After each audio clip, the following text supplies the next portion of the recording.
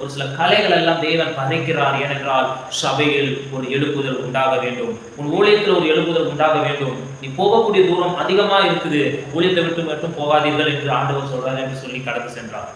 அதன் பின்பு நான் ஒரு குறிப்பிட்ட நாள் உபவாசம் எடுத்து செபிக்கும் பொழுது, இந்த சபைக்கு நீர் என்ன வாக்கு பண்ணுகிறீர் இயேசுவே, எனக்கு என்ன வாக்கு பண்ணுகிறீர், நான் ஊழியத்தில் இருக்கணுமா இருக்கக்கூடாதா, நீர் என்னோடு இருக்கிறீரா இல்லை என்னை கைவிட்டுட்டீரா என்று கேட்கும் பொழுதுதான் ஆண்டவராகி இயேசு கிறிஸ்து எனக்கு வாக்கு பண்ண வாக்கு தான் யோசுவா 1:5 நீ உயிரோடு இருக்கும் நாளெல்லாம் ஒருவனும் உனக்கு முன்பதாக எதிர்த்து நிற்பதில்லை, நான் மோசையோடு இருந்தது போல உன்னோடும் இருப்பேன், நான் உன்னை விட்டு விலகுவதும் இல்லை, உன்னை கைவிடுவதும் இல்லை.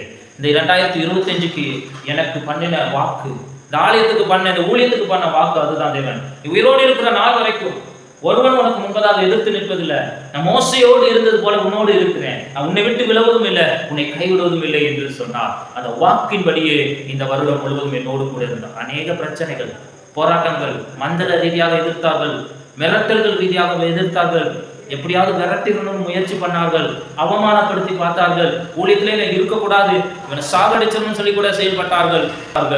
எல்லா காரியத்திலும் என்னை எதிர்த்தவர்களை நான் இது வரைக்கும் நான் பார்த்ததில்லை. ஆனால் தேவன் என்னை இந்த இடத்துல நிலைநிறுத்திருக்கிறார், ஊழியத்துல வெற்றி பெற வைத்திருக்கிறார். நான் இழந்த இடங்கள் எல்லாம், ஊழிய ஃபீல்டுகள்லாம் திரும்ப போய் சந்திக்க வைத்திருக்கிறார். ஊழியத்தில் அந்த மன அழுத்தம், டென்ஷன், தோல்வி நிமித்தம் நான் அநேகரை என்னை விட்டுட்டேன். அந்த நேரத்தில் கூட தேவன் போய் சந்திக்க வைத்து திரும்பவும் ஆலயத்துல சேர்க்கும்படி தேவன் உதவி செய்தார்.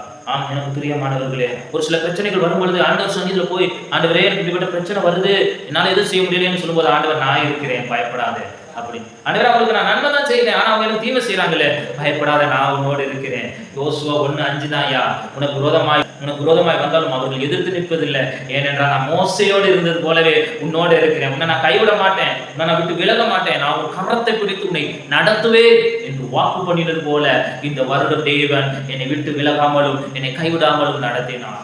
ஆம், இழந்த ஆத்துமாக்கள் மாத்திரமல்ல, அநேக புதிய ஆத்துமாக்களை சந்திக்கும்படி, அவர்களை ஆண்டவருக்குள்ள நடத்தும்படி, அற்புதங்கள், அடையாளங்கள் நடக்கும்படி தேவன் செய்தார். அது மாத்திரமல்ல, எந்தெந்த காரியங்களை நான் கை வைக்கிறேனோ அந்தந்த காரியங்கள்ல வெற்றி வாய்க்க பண்ணும்படி, அந்த காரியம் வாய்க்க பண்ணும்படியும் தேவன் அற்புதம் செய்கிறார். ஆம், எனக்கு பிரியமானவர்களே, இன்னொரு காரியம், ஒரு பெரிய பொய்ய நிமித்தம் ஒரு மனிதனுக்கு நான் நன்மை செய்தது நிமித்தம் அந்த மனிதன் எனக்கு விரோதமாக தீமையை பரவி, பொய்யாக பரவி என்னை ரொம்ப அவமானப்படுத்தி கொண்ட பொய்ய நிமித்தம் ரொம்ப மனவேதனையோடும் கவலையோடும் இருந்தது கூட தேவன் அந்த பொய்யை பொய்யாக இந்த வருடம் மாற்றி என் தலையை நிமிர பண்ணார். சத்துருக்களுக்கு முன்பதாக என் தலையை நிமிர பண்ணார். நீதியை சரி கட்டின வருடம். அது மாத்திரமல்ல, உயர்வின் வருடம். இந்த வருடம் ஜனவரியில தலைக்குறிவோடு போவேன், அவமானத்தோடு போவேன், அந்த பொய்ய நிமித்தம் கவலையோடு போனேன். ஆனா இந்த வருடம் டிசம்பர்ல என் தலையை நிமிர பண்ணினார் இயேசு.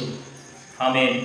சிறுவர் ஊழியம் மற்றும் அநேக ஊழியர்கள் செய்ய முடியாம கஷ்டப்பட்டேன், நான் முயற்சி பண்ணாலும் தோற்று போயிருந்தேன். ஆனால் இந்த வருடம் எல்லா ஊழியத்திலையும் தேவன் கை வைக்கிற எல்லா இடங்களிலும் அற்புதமும் நடந்தது.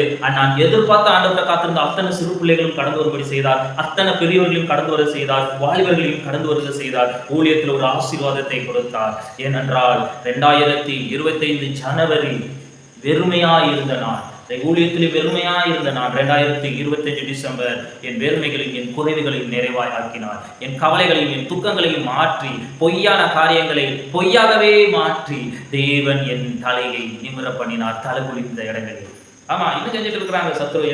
என்னடா என்ன செஞ்சாலும் இவனை எதுவுமே பண்ண முடியலையே, எதுவுமே பண்ண முடியாது. ஏனென்றால் என்னோடு கூட இருக்கிறவர் இயேசு, ஏன்னா வாக்கு பண்ணினவர் இயேசு.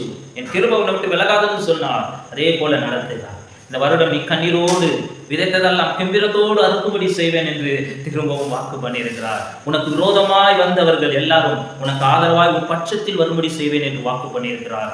என் வாக்கு பண்ணது போலவே செய்தும் முடித்திருக்கிறார், இன்னும் செய்வார். இன்னும் ஒரே ஒரு காரியம் தான் தேவன் எனக்கு செய்ய இருக்குது.